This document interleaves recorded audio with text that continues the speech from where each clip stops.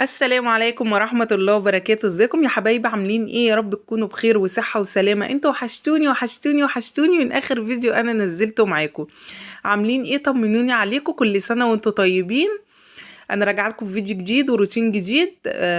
بس قبل ما ادخل كده في الفيديو نصلي على الحبيب المصطفى. اللهم صل وسلم وبارك على سيدنا محمد وعلى اله وصحبه اجمعين. يلا يا حبايب قلبي كلنا نصلي على الحبيب المصطفى ونستغفر الله كتير كتير كتير. حابه ارحب بالناس الجديده اللي دخلت لي القناه. متشكره لكم جدا جدا جدا، نورتوني وكترتوني واسعدني وجودكم جدا عندي في القناه. وجودكم عندي على راسي، لكل اخت عندي دخلت القناه وجودكم على راسي. ربنا يخليكم ليا يا رب ويجعلني عند حسن ظنكم دايما. واما اخواتي وحبايبي وصحابي اللي معايا كده بقى ومعايا في كل فيديو وتعليقاتكم وكلامكم الجميل، انتوا بقى اساسا انتوا في مكانة تانية خالص، انتوا في القلب. ربنا يخليكم ليا يا رب وما تحرم منكم ابدا ولا من وجودكم في حياتي. لكل اخت بتدخل وتكتب لي كلمة حلوة، ربنا يكبر بخاطرك يا رب ويفرح قلبك زي ما بتفرحيني كده بكلامك وبتعليقاتك الجميلة. ربنا يفرحكم كده فرحة كبيرة. انا اسفة بقى اتأخرت عليكم، كان الفيديو ده المفروض ينزل امبارح بس والله النت عندي عطلان. في عطل عموما في المكان كله اللي انا فيه، مش في بيتي انا بس، لا ده في عطل. في تصليحات يعني.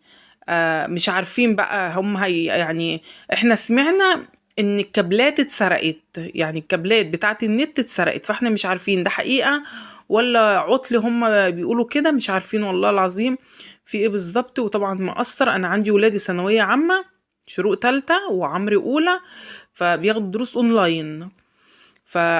فبصوا بقى الدنيا بجد بجد يعني ايه، خربانه معايا على الاخر بصراحه. في حته النت ديت مخلين نفسيتنا كده زي الزفت، وانا طبعا الفيديوهات ما بعرفش انزلها. وكمان مذاكره العيال والدروس بتاعتهم لان الحصص احنا دافعينها، فاحنا ما بنبقاش عارفين. يعني انا ببقى دافعه الحصص فمش عارفه النت هيشتغل امتى. فاحنا مش عارفين، هو بقاله بالظبط يومين عطلان، يومين عطلان. حتى التليفون الارجي برضو مفيش حرارة. يعني النت والتليفون الارجي الاتنين مع بعض مفيش حرارة. في التليفون الارضي مفيش حرارة خالص، والنت مش شغال خالص، اللندة بتاعت النت مش شغالة. ربنا يصلح الحال يا رب. طمنوني عليكم، عاملين ايه بقى كده في رمضان؟ ويومكم ايه بعد الفطار بقى؟ بتناموا وتنتخوا كده زي هبة ولا ايه؟ انا مش بنام والله العظيم، بس ببقى قاعدة متنحة. ببقى قاعدة متنحة تتنيحة حلوة يعني، لكن أنا ببقى معودة نفسي إن أنا مش عايزة أنام، لأن لو نمت ورجعت بعد كده قمت حضرت السحور بيبقى صداع يعني بص بيجيني صداع بقى. مش قادرة أقول لكم، شواكيش كده في دماغي، شواكيش والله العظيم كأن حد ماسك شاكوش وعمال يدب في دماغي. فما بعرفش أنام خالص خالص بعد الفطار. بروح قاعدة بقى كده، أصلي، وكنت بقى هقرا في قرآن يعني وكده. واروح بقى ايه، اشوف لو ورايا حاجه اعملها، ما وريش حاجه خلاص. انا كده كده بعد ما بنفطر على طول بشطب المطبخ يعني. لكن بعد السحور انا مش بشطب المطبخ زي انا ما قايله لكم. هنا بقى كان عندي آه الريسبشن كله بقى بصراحه كان مليان تراب.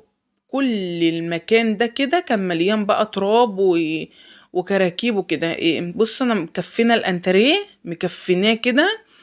ليه بقى؟ ان الانتريه عندي العيال بتقعد جوه، فبصوا ممكن يدخلوا بقى بالعصير، يدخلوا بقى بالصوبيا بالخشاف، حاجات رمضان ديت اللي انتوا عارفينها، الكنافه الكلام ده. بصوا بخاف بقى لو جات لي بقعه على الانتريه او حاجه وقعت على الانتريه. بصوا يعني بعمل عمايل مش هي، يعني بعمل عمايل في ولادي والله مش هي بقى بصراحة. ببقى وحشة، أو ما بتحول ببقى وحشة، وأنا موتي وسمي الأنتريه يبقى مبقى.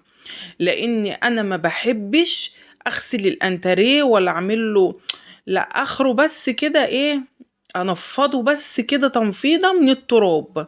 لكن بقعة ولا تقييرة ولا يبقى مقرح ولا أنا ما بحبش كده أبدا، ما بحبش كده.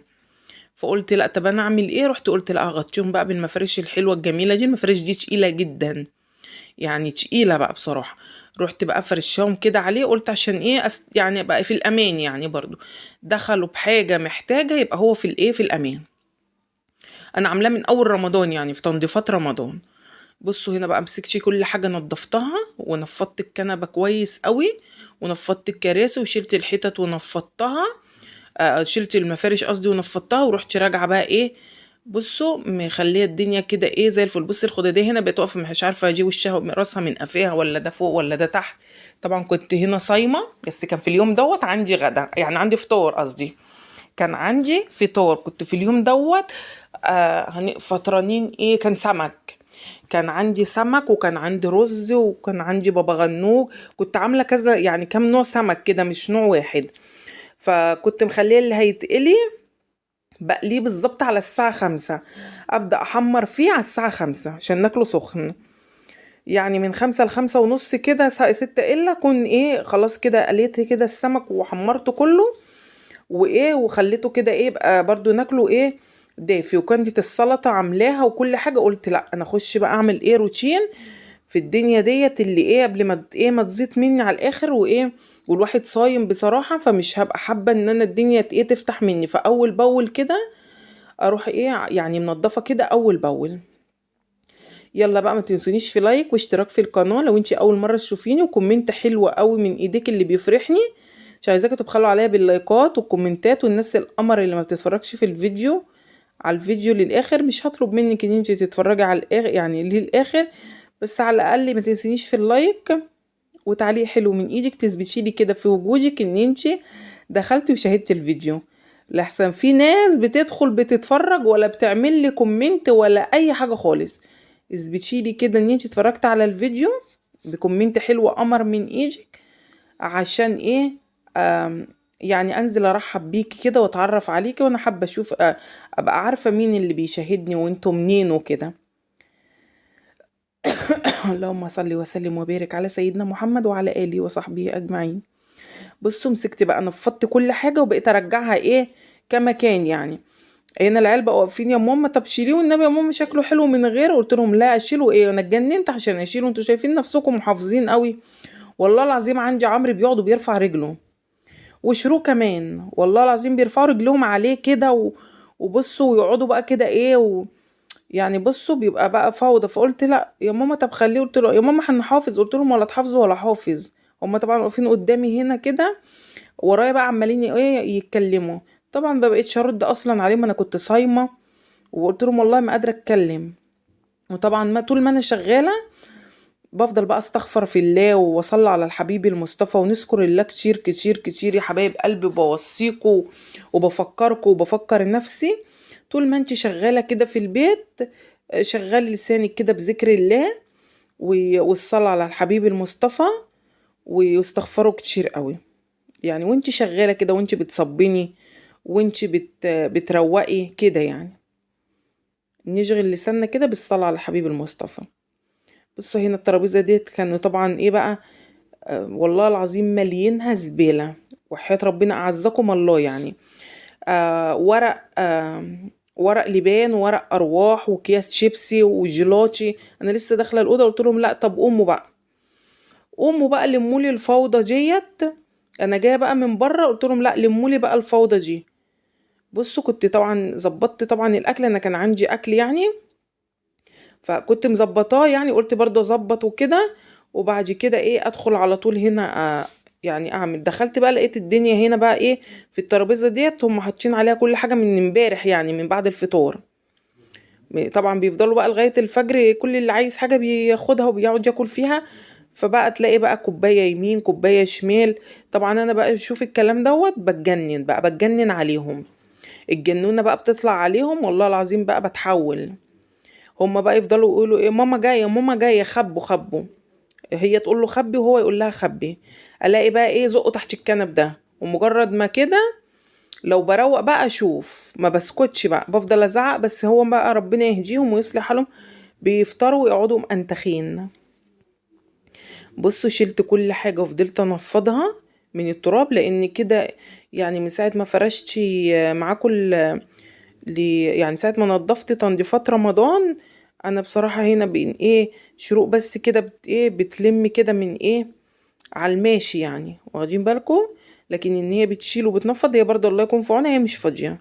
لما بتكون فاضية بصراحة بتعمل، هي مش فاضية تنزل دروس قبل الفطار وبتنزل دروس بعد الفطار، وربنا يعينها يا رب ويجبر بخاطرهم كلهم جبرا يستعجب له اهل السماء والارض. بصوا مسكتي هنا بقى، كانت هنا برضو ايه الدنيا دي، الرفوف دي كانت مليانه تراب، لقيت فيها تراب وكده. بص بقى الليد اللي منور ده قمر، الا بالليل بقى بيبقى جميل جميل جميل بقى بالليل. انا بحب كمان اقعد هنا اصلي صلاة التراويح في المكان ده قوي قوي قوي قوي. فبشغل بقى دولك كده الفرع دوت والفانوس، وبشغل كمان الفانوس اللي على الترابيزة الصغير حاطين فيه شمع، اللي هو الشمع الالكتروني ده ابو حجر ده. بشغل كده كله، بتحس بلاقي الدنيا كلها بقى كده ايه منورة، بيبقى جميل بقى بصراحة، بيبقى حلو قوي، بيبقى الجو حلو. طبعا حاطه هنا انا القرآن، يعني حاطه هنا الصب دوت، وجنبيه يعني جنب التسجيل الصب دوت في تسجيل بشغل عليه إذاعة القرآن الكريم، عشان بحب أصلي التراويح، يعني بحب أصليها معاهم. كل سنة وانتوا طيبين. قولوا لي وصلتوا في المصحف لغاية فين يا حبايب قلبي؟ قولوا لي كده وعرفوني وصلتوا في المصحف لغاية الجزء الكام، نقول لبعضينا كده.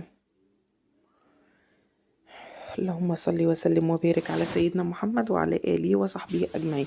بصوا أنا مشيت إيدي على كل حاجة. بصوا حبايب قلبي، أنا المفارش بتاعت رمضان الخيامية ديت على الترابيزات كلها أنا بحب أجيبها اللي هي المشمع، بحب أجيبها المشمع. هي ترابيزة الأنتريه اللي أنا جايباها جديدة دي اللي ما كانش ليها عندي بصراحة مشمع، وما لقيتوش عندي هنا خالص المشمع التقيل دوت.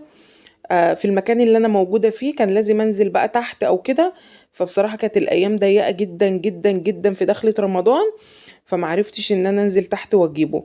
فلقيت اللي هو المفرش دوت اللي هو بقى القماش، فجبته لترابيزة الانتريه اللي هي الجديدة ديت، وجبت للترابيزة ديت. يعني ايه ديت ليها برضو اللي هو المشمع التقيل، بس قلت لا، بما ان هحط على ترابيزة الانتريه يعني قماش، يبقى احط يبقى على دي برضو قماش عشان يبقى كله ايه يبقى كله زي بعضه. حتى الترابيزه الصغيره اللي في الركن اللي حط عليها الفانوس برضو جبت قماش عشان خاطر ايه يبقوا التلات ترابيزات زي بعض. لكن انا بحب ايه، انا بحب اللي هو المشمع التقيل دوت، عارفينه التقيل دوت. ليه بقى بحبه؟ يعني بحبه على الترابيزه، يحطوا مثلا كوبايه عصير، يحطوا حاجه، يحطوا كده.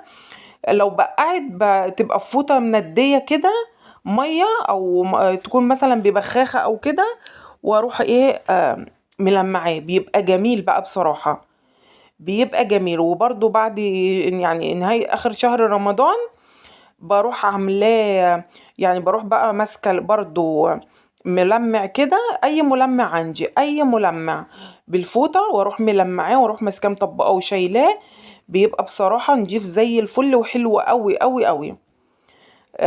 اللي هو القماش بقى اديني جبت اللي هو الدوت، يعني جبت لي الثلاث ترابيزات اللي هم الايه اللي في الجنب واللي في النص واللي هي بتاعت التلفزيون. فقلت لا خلاص، يعني ايه عشان بما ان هحط الجي، لان كان انا لو لقيته كنت جبت، بس ما لقيتوش في المكان اللي انا ايه موجودة فيه. وكانت ايام قبل رمضان كانت كانت ضيقة جدا جدا جدا. هو عموما الايام طالعة بتجري، حتى شهر رمضان الجميل دوت اللي بنحبه كلنا طالع بيجري. الترابيزة بقى ديت ليها عيب، ان هي من الجوانب بتاعتها فيها زي مضلعة كده، التضليعة دي بقى بتلم ترابة بطريقة مش هي، بتلم ترابة مش هي. قلت ان شاء الله بأمر الله هبقى اجيب بقى يعني هي معمولة ابيض، هجيب برضو ابيض بس اروح لموان كويس يديني نوع كويس، يعني ما يكونش بيصفر او حاجة. واعمل رجولي الانتريه، اغير بقى الشامبيه. قولوا لي برضو رايكم، يعني قولوا لي رايكم اعمل كده ولا اخليها زي ما هي. اعمل رجولي الانتريه، اغير هي الرجول اللي هي الشامبيه الفضي، اغير بقى الشامبيه الفضي بتاع رجولي الانتريه، والترابيزه بتاعت التلفزيون برضو شامبيه فضي، اغيرها برضو بابيض ولا اخليهم على لونهم، واغير الترابيزه اللي في النص ديت بشامبيه زيهم. قولي لي بقى رايكم. انا ولادي يقولوا لي لا غيري يا ماما كله يبقى ابيض احلى، الابيض ده جديد وبيدي بهجه كده وبينور المكان. فانا مش عارفة، قولوا لي برضو رأيكم. اعمل كده فعلا ولا ايه؟ بصوا هنا بقى ايه، بعد ما كنست ولمعت كل حاجة، رحت جبت الشرشوبة ديت، حطيت فيها، اللهم صل على النبي، حطيتها في كلور، وحطيت حبة اريال جل. ريحته حلوة قوي قوي قوي بصراحة، ريحته جميلة. ورحت بقى بصوا ملمعة الايه بين الكراسي اهوت، ولمعت بره نواحي الترابيزة كل السيراميك العريان بقى كده. انا ايه، بدأت ان انا امشي ايدي كده عليه المعه اخضر برضو، ايه تلميعة حلوة مع بقى الاريال الجل ده على الشرشوبة والكلور. خلى المكان كله ريحته حلوة قوي بصراحة، يعني خلى المكان ريحته حلوة قوي قوي. بصوا هنا بقى كنت ايه، خلاص كده ايه، خلصت الدنيا كده، خليتها كده كلها هنا، المكان ده كله خليته كده زي الفل، وريحته بقت حلوة قوي قوي قوي. قفلت الشباك، بصوا خليت الدنيا كده زي الفل. انا هنا لما كنت بنضف فرشت الستارة ناحية واحدة، ما رضيتش افرش الناحية التانية، قلت يعني من باب التغيير، بتبقى الواحد يعني عايزة تغير يعني. فحطيت ناحية واحدة فلقيتها شكلها حلو قوي. بصوا بقى شكلها، لقيت شكلها جميل برضو، يعني ممكن ابقى اغير برضو. هنا بقى طلعت على هنا، كل الحاجات دي كانت فيها تراب بصراحة. بصوا بقى زينة رمضان والفوانيس اللي بتنور وتطفي دي بتدي بهجة جميلة قوي قوي قوي. بصوا هنا انا سامحوني يا حبايبي، زوري وجعني جدا جدا جدا. بصوا انا حرفيا الشتا ديت زوري كله وجعني. الحمد لله الحمد لله الحمد لله. اكمني مكان العملية بصراحة، فمخليني ما استحملتش اي سقعية ولا اي برد. اهو بصوا المشمع اللي انا بقول لكم عليه دوت حلو قوي، تلميعة كده بفوطة مندية بيبقى حلو قوي قوي قوي بصراحة. بصوا مسكت هنا لمعت كل حاجة ونضفت كل حاجة. بس هنا بقى ايه، النور قطع وانا بنضف، يعني النور قطع وانا بنضف بقى الايه المكان دوت. فما جبتهولكوش ايه، ما جبتهولكوش كله، اضطريت استنى لغاية ما يعني عملت انا بقى مع نفسي، عملت انا مع نفسي لغاية لو هو النور قاطع، شغلت الكشاف كده ونضفت بقيته بقى كده، وكنست الارض برضو، ولمعت السيراميك العريان كله، وخليت الدنيا كده ايه فله وشمعة منورة. والله العظيم ريحة النظافة. جوزي طبعا جه على الفطار قال لي الشقة ريحتها حلوة قوي قوي يا هبة. طبعا كنت جايبة حبة مساحيق وحاجات قبل رمضان، فكنت جايبة كيس اريال جل اللي هو العادي دوت. رحت ماسكة بقى ايه محطاه على الشرشوبة ورحت منضفة. بصوا هي المشمع اللي انا بقول لكم عليه، طبعا ايه انا حطيت هنا التلفزيون عشان يبقى قريب للمطبخ. ليه بقى؟ عشان انا بقعد افطر في المكان ده، انا بقعد افطر في المكان ده قريب ليا جدا من المطبخ، اودي واجيب عن ايه يعني عن اي مكان تاني في الشقة، فاهمين؟ فبقعد هنا بقى كده ايه افطر في المكان ده. بصوا هنا بقى ايه مسكت برضو ايه الدنيا كنستها كلها كنسة محترمة، ولمعت كل السيراميك العريان دوت. كانت الدنيا حلوة قوي. طبعا غيرت الحافظات، انا معرفتش اجيب لكم الروتين بتاع اخر الروتين ده وانا بنضف قبل رمضان، كان غصب عني والله العظيم. كانت ايام ضيقة جدا، وكنت بجد بجد كنت تعبانة، يعني كنت تعبانة، فكنت بعمل اللي بقدر عليه. يعني ايه زي بصراحة كده بمعنى اصح بشرف من بعيد. لكن كانوا بصراحة ولادي اللي كانوا بيعملوا، انا ما عملتش العمال اللي انا كنت اقدر افتح الكاميرا واصور معاكم، لاني كنت تعبانة صحيا جدا جدا جدا. فربنا يعافيني، انا من وقت للتاني بيجيني كده ضربات وحبة تعب. بس طبعا مش كل حاجة بقولها لكم ولا كل حاجة بقدر اتكلم فيها معاكم، لان انا مش طالعة اديكم اي طاقة سلبية. واخدين بالكم معايا؟ انا مش طالعة اديكم اي طاقة سلبية، فاي طاقة سلبية انا مش بحب اقولها في القناة خالص. فربنا وحده هو اللي عالم بعباده يعني. فما كنتش هعرف ابدا ان انا افتح الكاميرا واصور معاكم الايه الروتين، لان كانت صحتي يعني ما كانتش تسمح ان انا اقف واصور وافتح كاميرا، لان كانت في التوقيت ده كانوا ولادي بصراحة اللي بيعملوا. انا كنت بشرف كده من بعيد واعملوا ده وحطوا ده وكده، لكن عمايل او بايدي او كده بصراحة انا ما عملتش خالص. حتى الزينة بتاعت رمضان والله العظيم انا ما علقتها خالص خالص خالص. اللي علقتها شروق كلها، وطبعا شروق ما بتصورش في القناة، يعني ما بتظهرش خالص، هي رافضة الموضوع دوت. لو كانت بتظهر كنت خليتها صورت لكم. وعمري ممكن يطلع عادي، بس كانت اللي معلقة الزينة كلها كانت شروق مش عمرو. هي اللي وقفت علقت وعملت كل حاجة، حتى هي اللي في أف في في زينة هي كانت عايزاها يعني تحطها في أوضتها وكده، هي اللي راحت جابتها. أنا والله العظيم ما جبتش أي حاجة، هي اللي نزلت جابت كل حاجة، وهي جاية من درسها يعني، ما نزلتش برضو من مخصوص يعني، ما نزلتش مخصوص. هي واصحابها وهم طالعين من الدرس راحت جايبة يعني. جابت هي واصحابها من مكان يعني، كان محل كبير جنبي السنتر، فجابت وهي واصحابها هم جايين. راحت فجت بتقول يا ماما هفرحك انا جبت حاجات، قلت لها يلا كل سنه وانتي طيبه، بس كنت انا بجد بقى في التوقيت دوت كنت ميته يعني. الحمد لله الحمد لله الحمد لله. بس نزلت لكم كده لقطه بالشورتس، حتى خليت عمرو اللي نزل وعمرو اللي عمل الفيديو، بما ان هو ما كانش هيبقى بصوتي ولا حاجه، كان شورتس بسيط. بس في حبايب قلبي برضو واخواتي واصحابي ربنا يخليهم لي يا رب، كانوا شافوا برضو الشورتس وعلقولي. وفي ناس كتيرة دخلت سألت عليا ان انا ليه ما نزلتش فيديوهات. ربنا يخليكم لي يا رب، وما تحرم منكم ابدا ابدا ابدا، ويديمكم عليا نعمة في حياتي، ولا تحرم منكم ابدا. لكل حد بيسأل عليا وكل حد بيقول لي كلمة حلوة لكم بالمثل، والله العظيم بجد بجد لكم بالمثل. دي حكايتي مع يعني ايه الايام اللي قبل رمضان.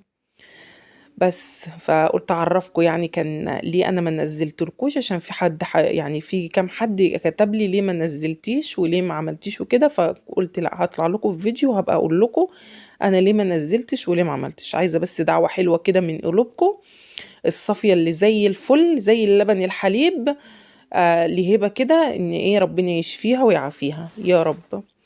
بصوا هنا بقى كنت خلصت الدنيا، استنيت الدنيا يعني قعدت بره لغايه النور ما جه، ورحت ايه واخده بعضي. طبعا كنا مستغربين جدا النور ما بيقطعش قبل الفطار، والله العظيم ما بيقطعش قبل الفطار بصراحه.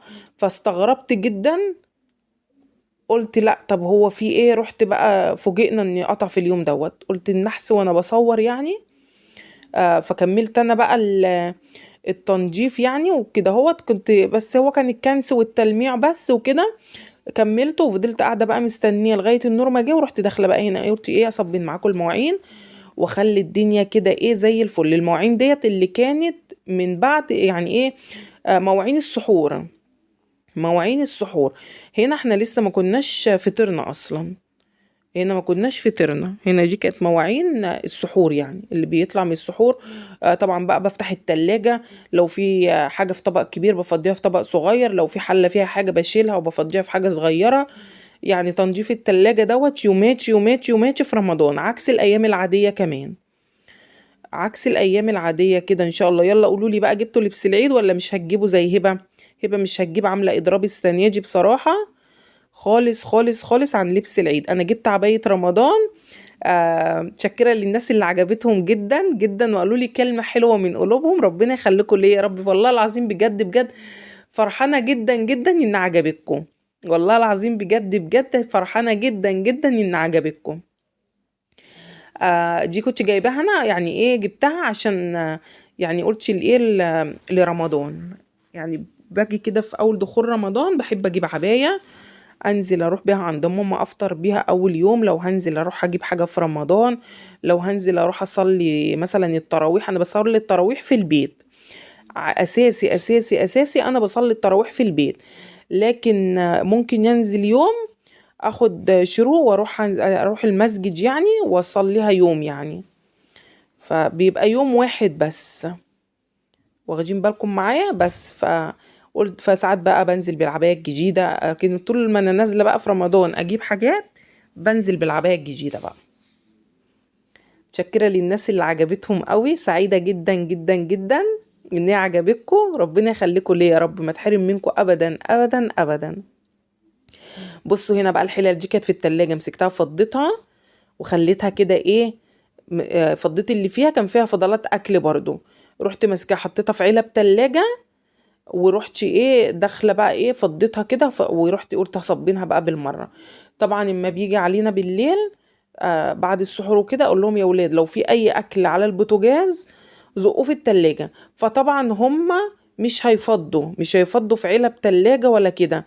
لكن لو انا ما بدخلش حلل التلاجة ابدا، بس هما بقى مش هيفضوا، واخدين بالكم معايا؟ فبيزقوا بقى ايه بالحلل كده في التلاجة. فانا بقوم الصبح اقول اهم حاجة بس عشان ايه الاكل ما يباتش بره التلاجة، أو ما اضمنش يحمض او حاجة، وساعات بيبقى فيه لحمة وبيبقى فيه حاجة، فالواحد بيستحرم يعني الحاجة ايه تخسر وتبوظ يعني، واخدين بالكم معايا؟ فبقول لهم لا يا ولاد، طبعا بقى انا بعد السحور انا ببقى ميتة بقى خلاص، انا حرفيا ببقى ميتة. اقول لهم لا خلاص، بعمل السحور واحطه. حتى هما اللي بيشيلوا، هما اللي بيعملوا الشاي بلبن، انا ما بقدرش بقى خلاص اقوم من الارض.